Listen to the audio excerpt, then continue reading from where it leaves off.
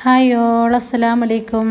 ഇന്ന് ഞാൻ വീണ്ടും ഒരു സ്നാക്ക് റെസിപ്പിയുമായിട്ടാണ് വന്നിട്ടുള്ളത്. ഒരു അടിപൊളി സ്നാക്കാണ്, സൂപ്പറാണ്. എല്ലാവരും ട്രൈ ചെയ്ത് നോക്കണം, എല്ലാവർക്കും ഇഷ്ടമാവും. ഇതാണ് റഷ്യൻ കട്ട്ലേറ്റ്. ഇത് നമ്മുടെ സാധാരണ കട്ട്ലേറ്റ് പോലെയല്ല, കുറച്ച് വ്യത്യാസമുണ്ട് കേട്ടോ. ഒരുപാട് മസാലയൊന്നും ചേർക്കാതെയാണ് കേട്ടോ ഇത് ഉണ്ടാക്കിയെടുക്കുന്നത്. നല്ലൊരു വെറൈറ്റി ടേസ്റ്റും കൂടിയാണ്. അപ്പോൾ എന്തായാലും നിങ്ങൾ ട്രൈ ചെയ്ത് നോക്കണം. അപ്പോൾ ഇതെങ്ങനെ ഉണ്ടാക്കുന്നത് നോക്കിയാലോ. അപ്പോൾ വീഡിയോയിലേക്ക് പോകും മുന്നേ എൻ്റെ ഈ ചാനൽ ആദ്യമായിട്ട് കാണുന്നവരാണെങ്കിൽ ഒന്ന് സബ്സ്ക്രൈബ് ചെയ്ത് സപ്പോർട്ട് ചെയ്യണേ. ഇഷ്ടപ്പെട്ട ലൈക്കും കൂടി ചെയ്യണേ. ഇനി നമുക്ക് ഈ കട്ട്ലേറ്റ് ഉണ്ടാക്കാൻ വേണ്ടിയിട്ട് ആദ്യം തന്നെ ഒരു വൈറ്റ് സോസ് ഉണ്ടാക്കിയെടുക്കണം. അതിനായിട്ട് ചൂടായ പാനിലേക്ക് ഒരു 2 ടേബിൾ സ്പൂൺ ബട്ടർ ചേർത്ത് കൊടുക്കാം. ഇനി ബട്ടർ നല്ലതുപോലെ മെൽട്ടായതിനു ശേഷം ഇതിലേക്ക് ഒരു 3 ടേബിൾ സ്പൂൺ മൈദ ചേർത്ത് കൊടുക്കാം. ഈ വൈറ്റ് സോസ് നമുക്ക് കുറച്ച് തിക്കായിട്ടാണ് ആക്കിയിട്ടെടുക്കേണ്ടത്. അതുകൊണ്ടാണ് 2 ടേബിൾ സ്പൂൺ ബട്ടറിലേക്ക് ഒരു 3 ടേബിൾ സ്പൂൺ മൈദ ചേർത്ത് കൊടുക്കുന്നത്. ഇനി മൈദ ചേർത്ത് നല്ലതുപോലെ ഒന്ന് മിക്സ് ചെയ്തിട്ടെടുക്കാം. ഈ മൈദയുടെ ഒരു റോ ടേസ്റ്റൊക്കെ മാറുന്നത് വരെ ഇതുപോലെ ഒന്ന് ഇളക്കി കൊടുക്കാം. ഒരു 2 മിനിറ്റ് ആകുമ്പോൾ ഈ ഒരു രീതിയിലായിട്ട് വരും. അപ്പോഴേക്കും നമുക്കിതിലേക്ക് 1 കപ്പ് പാല് ചേർത്ത് കൊടുക്കാം. പാല് ചേർത്ത് നല്ലതുപോലെ മിക്സ് ചെയ്തിട്ടെടുക്കാം. ഒട്ടും തന്നെ കട്ടയില്ലാതെ നല്ലതുപോലെ ഉടച്ചെടുത്ത് നമുക്ക് മിക്സ് ചെയ്തിട്ടെടുക്കാം. ഇപ്പോൾ ഇതാ പാലിലേക്ക് മൈദ നല്ലതുപോലെ മിക്സായി കിട്ടിയിട്ടുണ്ട്. ഇനി ഒരു 10 മിനിറ്റ് ഇതുപോലെ തന്നെ കൈയെടുക്കാണ്ട് ഇളക്കിക്കൊണ്ടിരിക്കണം. അപ്പോൾ നല്ലൊരു തിക്കായിട്ട് വരും നമുക്കിത്. ഇതിപ്പോൾ ഇവിടെ അത്യാവശ്യം തിക്കായിക്കൊണ്ട് വരുന്നുണ്ട്. ഇനി ഇതിലേക്ക് ആവശ്യമായ ഉപ്പ് ചേർത്ത് കൊടുക്കാം. ഉപ്പും ചേർത്ത് നല്ലതുപോലെ മിക്സ് ചെയ്തിട്ടെടുക്കാം. ഇപ്പോൾ ഇതാ നല്ല രീതിയിൽ തന്നെ തിക്കായിട്ട് വന്നിട്ടുണ്ട്. ഇത്രയും മതി. ഇനി ഇത് തണുക്കുന്ന സമയത്ത് ഇതിനെയും കാട്ടി കുറച്ച് കൂടുതൽ തിക്കായിട്ട് വരും. ഇനി ഇത് ഫ്ലെയിം ഓഫ് ചെയ്ത് മാറ്റി വെക്കാം. ഇനി നമുക്ക് കട്ട്ലേറ്റിലേക്ക് വേണ്ടിയിട്ടുള്ള ഫില്ലിങ് റെഡിയാക്കി എടുക്കണം. അതിനായിട്ട് ഇതുപോലെ ഒരു പാത്രം നല്ലതുപോലെ ചൂടാക്കിയെടുക്കാം. അതിലേക്ക് ഒരു 2 ടേബിൾ സ്പൂൺ ഓയിൽ ചേർത്ത് കൊടുക്കാം. ഓയിലൊന്ന് ചൂടായതിന് ശേഷം 1/2 ടീസ്പൂൺ വെളുത്തുള്ളി പേസ്റ്റും 1/2 ടീസ്പൂൺ ഇഞ്ചി പേസ്റ്റും കൂടി ചേർത്ത് കൊടുക്കാം. എന്നിട്ട് നല്ലതുപോലെ ഒന്ന് ഇളക്കിയെടുക്കാം. ഇഞ്ചിയുടെയും വെളുത്തുള്ളിയുടെയും ഒരു പച്ചമണം മാറുന്നത് വരെ ഇതുപോലെ ഒന്ന് ഇളക്കിയെടുക്കാം. ഇനി ഇതിലേക്ക് ഒരു 2 സവാള ചെറുതാക്കി കട്ടാക്കിയത് ഇട്ട് കൊടുക്കാം. വലിയ സവാളയാണെങ്കിൽ 1 ചേർത്താൽ മതി കേട്ടോ. ഒരു പച്ചമുളക് ചെറുതാക്കി കട്ടാക്കിയതും ചേർത്ത് കൊടുത്ത് നല്ലതുപോലെ ഒന്ന് വഴറ്റിട്ടെടുക്കണം.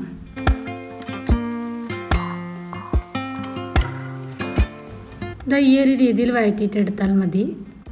ഇനി ഇതിലേക്ക് 1 ടീസ്പൂൺ കുരുമുളക് പൊടിയും ചേർത്ത് കൊടുക്കാം. ഇതിലേക്ക് നമ്മൾ വേറെ എക്സ്ട്രാ പൊടികളൊന്നും ചേർത്ത് കൊടുക്കുന്നില്ല. കുരുമുളക് പൊടിയും ചേർത്ത് നല്ലതുപോലെ ഒന്ന് മിക്സ് ചെയ്തിട്ടെടുക്കാം. ഇനി അടുത്ത് ഇതിലേക്ക് വേണ്ടത് ചിക്കനാണ്. ഞാനിപ്പോൾ ഉപ്പും മഞ്ഞൾപ്പൊടിയും മാത്രം ഇട്ട് വേവിച്ചെടുത്ത ചിക്കനാണ്. ചിക്കൻ കൈവച്ചൊന്ന് പൊടിച്ചെടുത്തതാണ്. വേണമെങ്കിൽ മിക്സിയുടെ ജാറിൽ ഇട്ടൊന്ന് ക്രഷ് ചെയ്തിട്ടെടുത്താലും മതി. കൂടുതൽ അടിച്ചെടുക്കരുത്. ഇങ്ങനെ വലിയ പീസാക്കി കിട്ടുമ്പോഴാണ് ഒന്നും കൂടി ടേസ്റ്റ് കേട്ടോ. ഇനി ചിക്കൻ ചേർത്ത് നല്ലതുപോലെ ഒന്ന് മിക്സ് ചെയ്തിട്ടെടുക്കാം. ഇനി ഇതിലേക്ക് ആവശ്യമായ ഉപ്പ് ചേർത്ത് കൊടുക്കാം. നമ്മൾ ചിക്കനിലേക്ക് ഉപ്പ് ചേർത്തിട്ടാണ് വേവിച്ചെടുത്തത്. അത് നോക്കിയിട്ട് മാത്രം ഉപ്പ് ചേർത്ത് കൊടുക്കാം. എനിക്കിപ്പോൾ കുറച്ച് ഉപ്പ് കുറവായി തോന്നുന്നത് കൊണ്ട് ഞാൻ കുറച്ച് ഉപ്പ് ചേർത്ത് കൊടുക്കുന്നുണ്ട്. ഉപ്പ് ചേർത്ത് നല്ലതുപോലെ ഒന്ന് മിക്സ് ചെയ്തിട്ടെടുക്കാം. ഇനി അടുത്തതായി ഇതിലേക്ക് ഒരു 2 ഉരുളക്കിഴങ്ങ് ഉപ്പിട്ട് വേവിച്ച ഉരുളക്കിഴങ്ങ് നല്ലതുപോലെ സ്മാഷ് ചെയ്തിട്ട് ഇതിലേക്ക് ഇട്ട് കൊടുക്കാം. ഒട്ടും തന്നെ കട്ടയില്ലാണ്ട് വേണം ഉരുളക്കിഴങ്ങ് ഉടച്ചെടുക്കാൻ വേണ്ടിയിട്ട്. എന്നിട്ട് ഇതിലേക്ക് ചേർത്ത് നല്ലതുപോലെ ഒന്ന് മിക്സ് ചെയ്തിട്ടെടുക്കാം. ചിക്കനിലേക്ക് ഉരുളക്കിഴങ്ങ് നല്ലതുപോലെ തന്നെ പിടിച്ചിരിക്കണം. അതുപോലെ നല്ലതുപോലെ തന്നെ മിക്സ് ചെയ്തിട്ടും കൂടി എടുക്കാം. ഇപ്പോൾ ഇവിടെ നല്ലതുപോലെ തന്നെ മിക്സ് ചെയ്തിട്ടെടുത്തിട്ടുണ്ട്. ഇനി ഇതിലേക്ക് കുറച്ച് മല്ലിയില ചെറുതാക്കി കട്ടാക്കിയത് ഇട്ട് കൊടുക്കാം. എന്നിട്ട് നല്ലതുപോലെ ഒന്ന് മിക്സ് ചെയ്തിട്ടും കൂടി എടുക്കാം. ഇനി അടുത്തതായി ഇതിലേക്ക് നമ്മൾ നേരത്തെ ആക്കി വെച്ച വൈറ്റ് സോസ് ഇതിലേക്ക് ഇട്ട് കൊടുക്കാം. ഈ സമയത്ത് നമുക്ക് ഫ്ലെയിം ഓഫ് ചെയ്ത് വെക്കാം. എന്നിട്ട് നല്ലതുപോലെ ഒന്ന് മിക്സ് ചെയ്തിട്ടെടുക്കാം.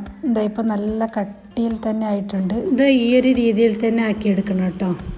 ലൂസായിപ്പോയ ഓവറായിട്ട് എണ്ണ കുടിക്കും. അപ്പോൾ ഈ ഒരു രീതിയിൽ തന്നെ ആക്കിയെടുക്കണം. എന്നിട്ട് നല്ലതുപോലെ തന്നെ മിക്സ് ചെയ്തിട്ടെടുക്കാം. കൈ വെച്ചിട്ട് മിക്സ് ചെയ്തിട്ടെടുത്താലും മതി കേട്ടോ. ഇനി നിങ്ങൾക്ക് എന്തെങ്കിലും കാരണം കൊണ്ട് ലൂസായി പോയിട്ടുണ്ടെങ്കിൽ കുറച്ച് ബ്രെഡിൻ്റെ പൊടി കൂടി ചേർത്ത് കൊടുത്താൽ മതി കേട്ടോ. പക്ഷേ ബ്രെഡിൻ്റെ പൊടി ചേർത്ത് കൊടുത്താൽ അതിൻ്റെ ടേസ്റ്റ് ചെറുതായിട്ടൊന്ന് മാറിപ്പോകും. അപ്പോൾ ആക്കുന്ന സമയത്ത് ഒന്ന് ശ്രദ്ധിച്ച് തന്നെ ആക്കാൻ നോക്കാം. ഇനി ഇത് നമുക്ക് കട്ട്ലേറ്റിൻ്റെ രൂപത്തിലാക്കിയെടുക്കാം. നിങ്ങൾക്ക് ഇഷ്ടമുള്ള രീതിയിലാക്കിയെടുക്കാം. ഞാനിപ്പോൾ ഒരു ഓവൽ ഷേപ്പിലാണ് ആക്കിയെടുക്കുന്നത്. ഇത് ഈ ഒരു രീതിയിൽ ഇതുപോലെ തന്നെ ബാക്കിയുള്ളതെല്ലാം കൂടി ചെയ്തിട്ടെടുക്കാം.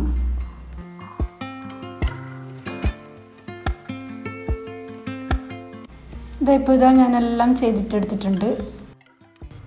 ഇനി നമുക്ക് ഇതുപോലൊരു ബൗളിലേക്ക് ഒരു 3 ടേബിൾ സ്പൂൺ മൈദ ചേർത്ത് കൊടുക്കാം. 3 ടേബിൾ സ്പൂൺ തന്നെ കോൺഫ്ലോറും കൂടി ചേർത്ത് കൊടുക്കാം. ഇതിലേക്ക് ആവശ്യമായ ഒരു 1/4 ടീസ്പൂൺ ഉപ്പും ചേർത്ത് കൊടുക്കാം. എന്നിട്ട് ആവശ്യത്തിന് വെള്ളം ചേർത്ത് കൊടുത്ത് നല്ലതുപോലെ ഒന്ന് മിക്സ് ചെയ്തിട്ടെടുക്കാം. ഓവറായിട്ട് ലൂസാക്കാനും പാടില്ല, അധികം കട്ടിയാക്കി എടുക്കാനും പാടില്ല.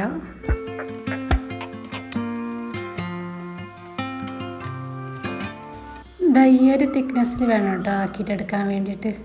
ഇനി അടുത്തായി നമുക്കിതിലേക്ക് വേണ്ടത് സേമിയാണ്.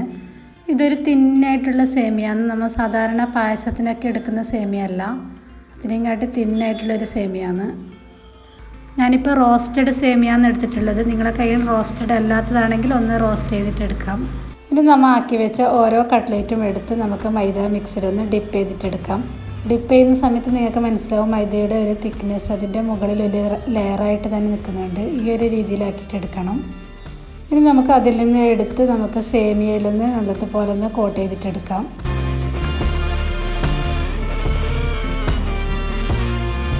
ഇനി ഇതുപോലെ തന്നെ ബാക്കിയുള്ളതെല്ലാം കൂടി ചെയ്തിട്ടെടുക്കാം.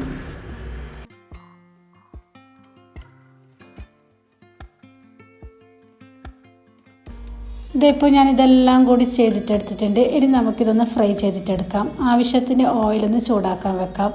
ഇനി നല്ല ചൂടായ ഓയിലിലേക്ക് ഇട്ട് ഇതൊന്ന് ഫ്രൈ ചെയ്തിട്ടെടുക്കാം കേട്ടോ. ഒരു ഭാഗം നല്ലൊരു ഗോൾഡൻ ബ്രൗൺ നിറമാകുന്ന സമയത്ത് നമുക്ക് തിരിച്ചിട്ട് കൊടുക്കാം. ഇനി മറ്റേ സൈഡും ഒരു ഗോൾഡൻ ബ്രൗൺ നിറമായ സമയത്ത് നമുക്ക് എണ്ണയിൽ നിന്ന് കോരി മാറ്റാം. ഇനി ഇതുപോലെ തന്നെ ബാക്കിയുള്ളതെല്ലാം കൂടി ഫ്രൈ ചെയ്തിട്ടെടുക്കാം. അപ്പോൾ ഇത്രയേ ഉള്ളൂ, സിമ്പിളായിട്ട് തയ്യാറാക്കാൻ പറ്റിയ അടിപൊളി വെറൈറ്റി കട്ട്ലേറ്റാണ്. അപ്പോൾ നിങ്ങൾ തീർച്ചയായിട്ടും ട്രൈ ചെയ്ത് നോക്കേണ്ട ഒരു ഐറ്റം തന്നെയാണ് കേട്ടോ. നമ്മുടെ സാധാരണ കട്ട്ലേറ്റിൻ്റെ ടേസ്റ്റേ അല്ല, നല്ല വ്യത്യാസമുണ്ട് ഇതിന്. ഇത് വേറെ തന്നെ ഒരു ടേസ്റ്റാണ്. അപ്പോൾ എന്തായാലും നിങ്ങൾ ഉണ്ടാക്കി നോക്കണം. അപ്പോൾ ഉണ്ടാക്കി നോക്കിയിട്ട് നിങ്ങളുടെ ഫീഡ്ബാക്ക് കമൻറ്റിൽ പറയണം കേട്ടോ. അപ്പോൾ ഇഷ്ടപ്പെട്ടാൽ ലൈക്ക് ചെയ്യാനും ഷെയർ ചെയ്യാനും മറക്കല്ലേ.